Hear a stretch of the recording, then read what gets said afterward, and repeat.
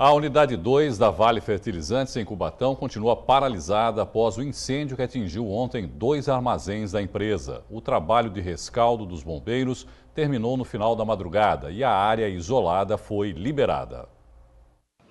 A Vale Fertilizantes, hoje de manhã, liberou apenas a entrada dos funcionários que precisavam ajudar no rescaldo do incêndio.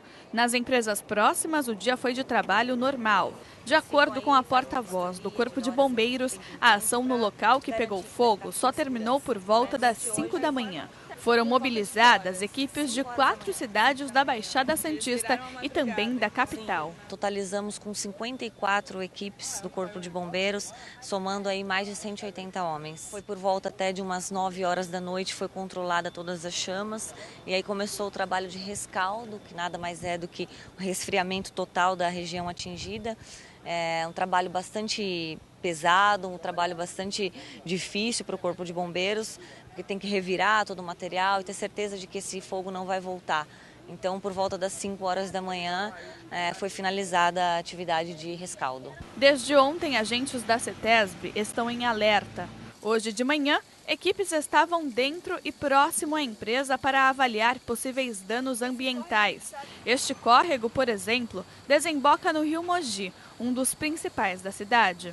Além da preocupação com a água, a CETESB também está monitorando a qualidade do ar. Com este equipamento aqui, que fica às margens da rodovia Cônego Domênico Rangoni e a poucos quilômetros da Vale Fertilizantes. Nós tivemos problemas de poluição do ar ontem, foram medidos, as nossas estações estão avaliando isso e nós estamos avaliando as consequências do lançamento de efluentes no canal do Rio Mogi.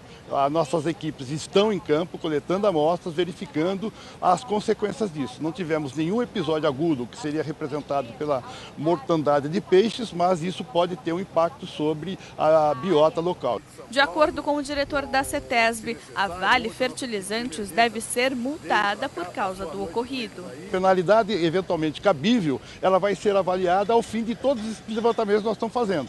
Exatamente esses relatórios, esses estudos, melhor dizendo, estão sendo conduzidos para que a gente possa ter um relatório completo e correto da situação para avaliarmos eventualmente quais são as penalidades cabíveis ao caso. Representantes do Sindicato dos Químicos também estiveram na empresa pela manhã para uma vistoria. De acordo com o presidente da categoria, o incêndio teria sido causado por falta de manutenção. A correia que provavelmente causou o início do incidente, pelo menos é o que a Vale informa até agora, ela deveria ter entrado em manutenção na parte da manhã, conforme o pedido e o relato que já tem por escrito 2 funcionários. Houve uma reunião de manhã e deveria ter entrado em manutenção. Acharam que poderiam postergar, como acontece sempre por aqui. E o que aconteceu? Essa correia continuou aquecendo e provocou um incêndio que gerou toda essa situação, toda essa poluição. Herbert Passos denuncia ainda a falta de estrutura da empresa em situações como essa. Nós não temos um plano de emergência. O que o sindicato mais cobra do CIESP aqui de Cubatão é que tenhamos um plano de emergência para que a sociedade saiba com o que está lidando. Ninguém sabe o que acontece, o que vai fazer se o vento for para lá. E não foi maior, porque nós conseguimos agora, fazem 6 meses, que essa empresa ela recuperasse o sistema de hidrantes, porque ela ficou mais de 1 ano sem os hidrantes funcionarem direito. Foi o sindicato brigando para que ela arrumasse, porque senão estaria sem hidrantes e não teria conseguido controlar. O gerente de produção da Vale Fertilizantes rebate as denúncias do sindicato. O sistema de hidrantes ele funcionou de uma maneira bastante eficiente, né, nessa ocorrência. Tá? E a quantidade, o volume de água demandado foi bastante relevante e o nosso sistema suportou isso de uma maneira bastante adequada e isso até proporcionou, né, que o combate fosse feito de maneira rápida. O sistema ele sempre fica ativo e sempre fica operacional. O sistema de incêndio ele nunca é desligado. A gente tem um plano de auxílio mútuo aqui na região que funcionou muito bem, as pessoas se prontificaram a apoiar e o combate foi rápido e foi eficaz. O incêndio começou pouco depois das 3 horas da tarde de ontem. Cerca de 10 mil toneladas de nitrato de amônio foram queimadas, o que provocou uma nuvem tóxica de coloração alaranjada, que pôde ser vista de vários pontos de Cubatão e também em outras cidades da Baixada Santista. A substância pode provocar problemas respiratórios, mas, de acordo com a Prefeitura de Cubatão, somente um bombeiro que trabalhava no combate às chamas precisou de atendimento médico. Ele passa bem. A área no entorno do incêndio foi isolada em um raio de 1 quilômetro.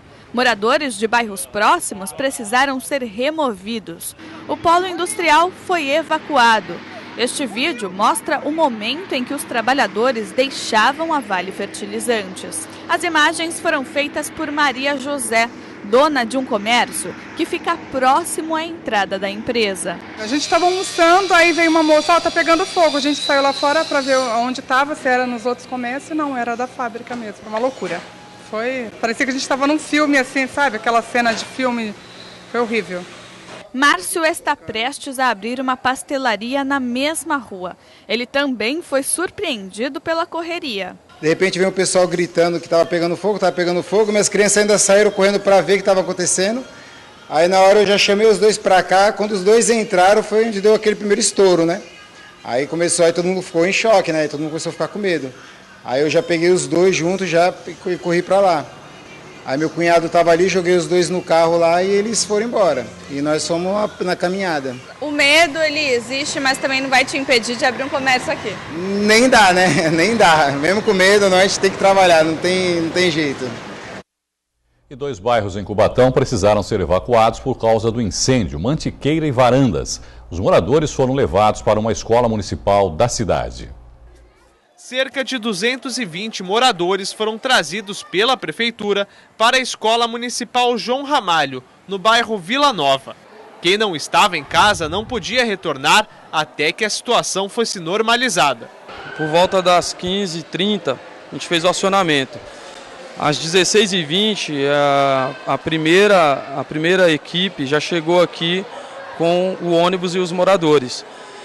No retorno dos ônibus para a comunidade, a Cônego Domênico estava bloqueada pelo policiamento rodoviário. Então não foi possível de imediato a gente atender os moradores.